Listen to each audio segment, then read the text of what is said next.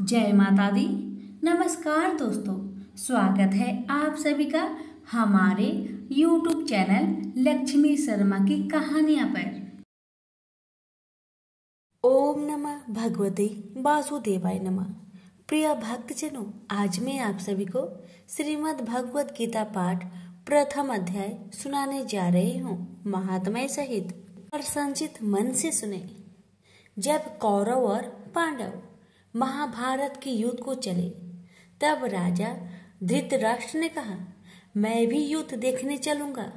तब श्री वेद व्यास जी बोले, हे राजन, नेत्रों के बिना आप कैसे देखोगे? राजा धृतराष्ट्र ने कहा, हे प्रभु जी, देखूंगा नहीं तो श्रवण तो करूंगा। तब व्यास जी बोले, हे राजन, तेरा सारथी संजय जो कुछ महाभारत के युद्ध की लीला कुरुक्षेत्र में होगी, सो तुझे यहाँ बैठे ही श्रवण कराएगा। वेद व्यास जी के मुख से यह वचन सुन संजय ने विनय करी, हे प्रभु, यहाँ हस्तिनापुर में कुरुक्षेत्र की लीला में कैसे जानूंगा तथा राजा से किस भांति कहूंगा? तब व्यास जी ने प्रसन्न होकर संजय से कहा, हे संजय, मेरी कृपा से तुझे यहाँ से ही दिखाई देगा।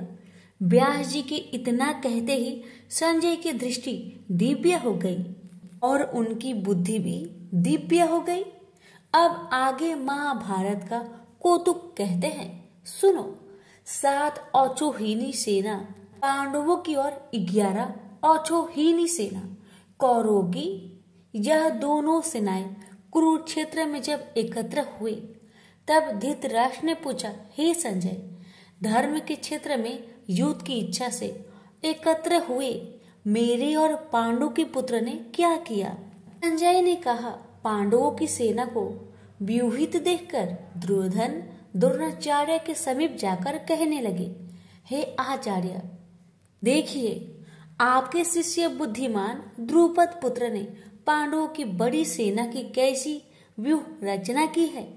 इस सेना में अर्जुन, भीम, बड़े बड़े धनुर्धारी, वीर युद्ध, धान विराट, महारथी, द्रुपद, धृतराष्ट्र, चेकितान, बलवान, पुरुजित, कुंती भोज, नरों में श्रेष्ठ, सेव्य, पराक्रमी, योद्धामनु, बलवान उत्तमौजा, अभिमन्यु व द्रौपदी के 5 पुत्र सबके सब महारथी हैं। हे ब्राह्मण श्रेष्ठ, आपके स्मरणार्थ अब मैं सेना के प्रधान सेनापतियों के नाम का वर्णन करता हूँ। आप भीष्म, कर्ण, युद्ध विजयी, कृपाचार्य, अश्वत्थामा, विक्रम, सोमदत्त का पुत्र भूरिश्रवा और बहुत से शूरवीर मेरे लिए प्राण तक देने को तैयार है। ये लोग शास्त्र चलाने में बहुत चतुर है और सब युद्ध विद्या में प्रवीण है। हमारी सेना, जिसकी भीष्म रक्षक है, अपार बल है, और उनकी सेना की, जिसमें भीम रक्षक है, थोड़ा सा बल है। अब आप सब अपने मोर्चों पर सावधान रहकर सेनापति भीष्म की रक्षा कीजिए। कुरुवृत्त भीष्म पितामह ने दुर्योधन को प्रसन्न करते हुए और ऊंचे स्वर में गरजते हुए शंख बजाया। फिर चारों ओर शंख, नगाड़े, ढोल, गोमुख आदि अनेक बाजे बजने लगे, जिनका बड़ा भयंकर शब्द हुआ। जिनके अंतरल सफेद घोड़े के रथ पर बैठे माधव और पांडव अर्जुन ने भी दिव्य शंख को बजाया। श्री कृष्ण ने 5 जन्य और अर्जुन ने वेददत्त नामक शंखों को, और भीषण कर्म करने वाले भीम ने पौंड्रक नामक बड़े शंख को बजाया। कुंती पुत्र धर्मराज युधिष्ठिर ने अनंत विजय, नकुल ने सुघोष, सहदेव ने मणि पुष्पक तथा महान धनुर्धर काशीराज, शिखंडी, धृष्टद्युम्न ने विराट, अपराजित, सत्यकी, राजा द्रुपद और द्रौपदी के 5 पुत्र तथा महाबाहु अभिमन्यु, इन सब वीरों ने अपने अपने शंखों को बजाया। उन शंखों के भारी शब्द से आकाश और पृथ्वी गूंज उठी और धृतराष्ट्र के पुत्र के हृदय कांप उठे। हे राजन, अर्जुन ने कौरवों को युद्ध के लिए प्रस्तुत देखकर श्री कृष्ण जी से कहा, हे अच्युत्य, मेरा रथ दोनों सेनाओं के बीच में खड़ा कीजिए, जिससे मैं युद्ध करने वालों को देख लूं कि इस रणभूमि में मुझे किन किन के साथ युद्ध करना चाहिए। दुर्बुद्धि दुर्योधन से प्रीति करने वाले जो संग्राम के लिए यहाँ एकत्र हुए हैं, उनको देख सकूं। संजय कहने लगे, हे राजन। अर्जुन की बात सुनकर श्री कृष्ण ने भीष्म, द्रोण आदि वीरों के सामने उत्तम रथ को खड़ा करके कहा, हे वीर संग्राम के लिए उद्धत इन कौरवों को देख लो। अर्जुन ने चाचा, बाबा, गुरु, मामा, भाई, पौत्र, ससुर और स्वजनों को शस्त्रों से सुसज्जित खड़े देखा और उसने इन दोनों सेनाओं में अपने ही सब बांधवों को खड़ा देखकर परम दर्याद हो अत्यंत खेद के साथ यह वचन कहे, हे कृष्ण, संग्राम की इच्छा से आए इन अपने बंधुओं को देख मेरे अंग ढीले हो रहे हैं और मुख सूखा जा रहा है। मेरा शरीर व्याकुल हो रहा है, रोमांच खड़े होते हैं, गांडीव हाथ से गिरा जाता है, त्वचा जली जा रही है। हे केशव, मुझ में खड़े रहने की सामर्थ्य नहीं, मेरा मन चक्कर खा रहा है और सब लक्षण में उल्टा देख रहा हूँ और संग्राम में स्वजनों का वध करके कोई लाभ भी नहीं होगा। हे कृष्ण, मैं जीतकर राज्य व सुख भी नहीं चाहता हूँ। हे प्रभु, हमको राज्य भोग और जीवन से क्या काम है, क्योंकि जिनके लिए राज्य भोग और सुख की इच्छा की जाती है वे सब संग्राम में प्राण और धन की ममता छोड़ मरने को तैयार है। और आचार्य, पिता, पुत्र, पितामह, मामा, ससुर, पौत्र, साले और संबंधी ये सब मुझे मारे तो भी हे मधुसूदन, मैं इन्हें मारने की इच्छा नहीं करूंगा। हे जनार्दन, त्रिलोकी के राज्य के लिए भी मैं इन्हें मारने की इच्छा नहीं करूंगा।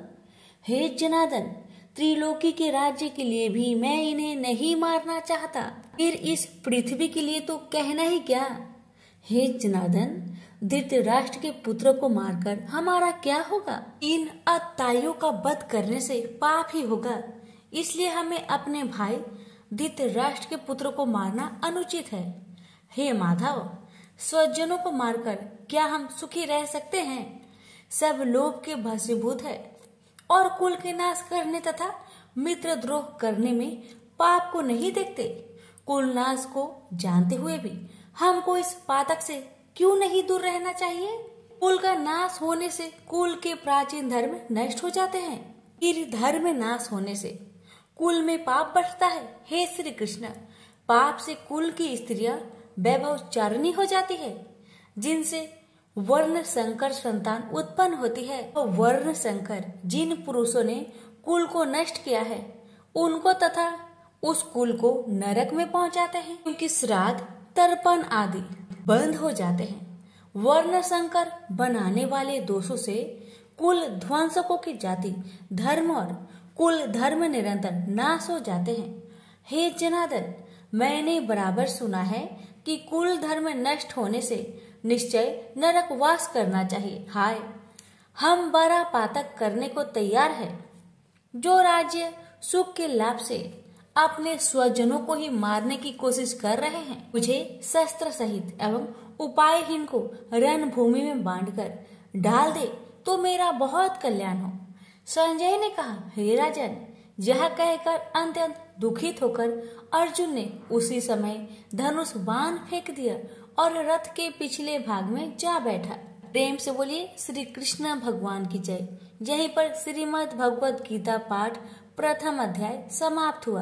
अब सुनेंगे प्रथम अध्याय का महात्म्य। एक समय पार्वती जी ने पूछा, हे महादेव जी, किस ज्ञान के बल से आपको संसार के सब लोग शिव कहकर पूजते हैं? मृग छाला ओढ़े, सब अंगों में शमशानों की विभूति लगाए, गले में सर पर मुंडों की माला पहने हुए हो, इनमें तो कोई भी पवित्र नहीं है, फिर आप किस ज्ञान से पवित्र माने जाते हो? यह आप कृपा करके कहिए। श्री महादेव जी बोले, हे प्रिय, सुनो, गीता ज्ञान को हृदय में धारण करने से मैं पवित्र माना जाता हूँ और इस ज्ञान से मुझे बाहर के कर्म नहीं व्यापते। तब पार्वती जी ने कहा, हे भगवान, जिस गीता ज्ञान की आप ऐसी स्तुति करते हैं उसके श्रवण करने से कोई कृतार्थ भी हुआ है? तब महादेव जी ने कहा, इस ज्ञान को सुनकर बहुत से जीव कृतार्थ हुए हैं और आगे भी होंगे। मैं तुझसे एक पुरातन कथा कहता हूँ, तुम श्रवण करो। एक समय पाताल लोक में शेषनाग की सैया पर श्री नारायण जी नेत्र मूंद कर आनंद में मग्न थे।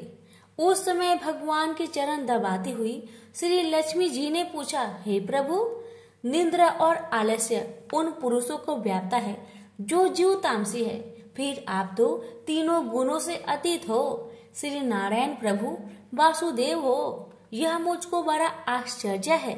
श्री नारायण जी बोले, हे लक्ष्मी, मुझको निद्रा आलस्य नहीं व्यापता। एक शब्द रूप जो भगवत गीता है उसमें जो ज्ञान है उसके आनंद में मैं मग्न रहता हूँ। ऐसे यह गीता शब्द रूप अवतार है। इस गीता में यह अंग है, प्रथम 5 अध्याय मेरा मुख है, द्वितीय 5 अध्याय मेरा भुजा है, 11वां अध्याय मेरा हृदय और मन है, 16वां अध्याय मेरा उदर है, 17वां अध्याय मेरी जंघा है, 18वां अध्याय मेरे चरण है। गीता के सब श्लोक मेरी नाड़ियां हैं और जो गीता के अक्षर है वही मेरे रोम है। ऐसा मेरा शब्द रूपी जो गीता ज्ञान है उसी के अर्थ में मैं हृदय में विचार करता हूँ और शब्द आनंद को प्राप्त होता है। लक्ष्मी जी बोली, हे नारायण जी, जब श्री गीता ज्ञान को सुनकर बहुत से जीव कृतार्थ हुए हैं सो तू श्रवण कर। शूद्र वर्ण का एक चांडाल था, तेल लवण का व्यापार करता था। एक दिन वह बकरी चराने को वन में गया और वृक्षों के पत्ते तोड़ने लगा। वहां उसे एक सर्प ने डस लिया जिससे उसके तत्काल प्राण निकल गए। मरकर उसने बहुत नरक भोग कर बैल का जन्म पाया। उस बैल को एक भिक्षुक ने मोल लिया। वह भिक्षुक उस पर चढ़कर सारा दिन मांगता फिरता। जो कुछ भिक्षा मांगकर लाता वह अपने कुटुंब के साथ बैठकर खाता। वह बैल सारी रात द्वार पर बंधा रहे, खाने पीने की भी खबर ना लेता। कुछ थोड़ा सा भूसा उसके आगे डाल देता। जब दिन चढ़े तो फिर बैल पर चढ़कर मांगता फिरे। कई दिन गुजरे तो वह बैल भूख का मारा गिर पड़ा, किंतु प्राण नहीं निकले। नगर के लोग देखकर उसे कोई तीर्थ का फल दे, कोई व्रत का फल दे, पर उस बैल के प्राण नहीं छूटे। एक दिन एक गणिका आई। उसने लोगों से पूछा, यह कैसी भीड़ है? तो उसने कहा, इसके प्राण नहीं निकलते, अनेक पुण्य के फल दे रहे हैं तो भी इसकी मुक्ति नहीं होती। तब गणिका ने कहा, ने जो कर्म किया है उसका फल इस बैल के निमित्त दिया। इतना कहते ही बैल की मुक्ति हुई। तब बैल ने एक ब्राह्मण के घर जन्म लिया। पिता ने उसका नाम सुशर्मा रखा। जब बड़ा हुआ तो पिता ने उसको पढ़ाया। जब उसको पिछले जन्म की सुधि रही तो उसने एक दिन मन में विचार किया कि जिस गणिका ने मुझे बैल की योनि से छुड़ाया था उसका दर्शन करूं। वृप चलते चलते गणिका के घर गया और कहा, तू मुझे पहचानती है? गणिका ने कहा, मैं नहीं पहचानती। तुम कौन हो? तेरी मेरी क्या पहचान है? तू वृप और मैं वैश्या। तब वृप ने कहा, मैं वही बैल हूँ जिसको तुमने अपना पुण्य दिया था। अब मैं बैल की योनि से छूटा था, अब मैं वृप के घर जन्मा हूँ। तू वह अपना पुण्य बता। गणिका ने कहा, मैंने अपने जाने कोई पुण्य नहीं किया। मेरे घर एक तोता है, वह सवेरे कुछ पढ़ता है, मैं उसके वाक्य सुनती हूँ। उस पुण्य का फल मैंने तेरे निमित्त दिया था। तब वृप ने तोते से पूछा कि तू सवेरे क्या पढ़ता है? तोते ने कहा, मैं पिछले जन्म में वृप का पुत्र था। पिता ने मुझे गीता के पहले अध्याय का पाठ सिखाया था। एक दिन मैंने अज्ञानतावश गुरु से कहा कि तुमने मुझे क्या पढ़ाया है। तब गुरु जी ने मुझे श्राप दिया कि तू सूआ हो जा। तब मैं सूआ हुआ। एक दिन फंदक पकड़ ले गया। ब्रीफ ने मुझे मोल लिया।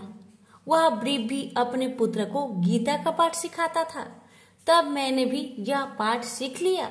एक दिन ब्रीफ के घर चोर घुस पड़े। उनको धन तो प्राप्त न हुआ, किंतु वह मेरा पिंजरा उठा ले गए। यह गणिका उनकी मित्र थी। वह मुझे इसके पास ले आए, सो मैं नित्य प्रता गीता के पहले अध्याय का पाठ करता हूँ। यह सुनती है, पर इसकी बुद्धि में नहीं आता। जो मैं पढ़ता हूँ वही पुण्य तेरे निमित्त दिया था। सो हे लक्ष्मी, तब गणिका ने बुरे कर्म छोड़ दिए, नित्य प्रति स्नान करे और श्री गीता जी के प्रथम अध्याय का पाठ करे। इससे उसकी भी मुक्ति हुई। श्री नारायण जी ने कहा, हे लक्ष्मी जी, जो कोई अनजान कर भी गीता का पाठ करे उसको भी मुक्ति मिलेगी। प्रेम से बोलिए उमापति शंकर भगवान की जय। लक्ष्मी नारायण की जय।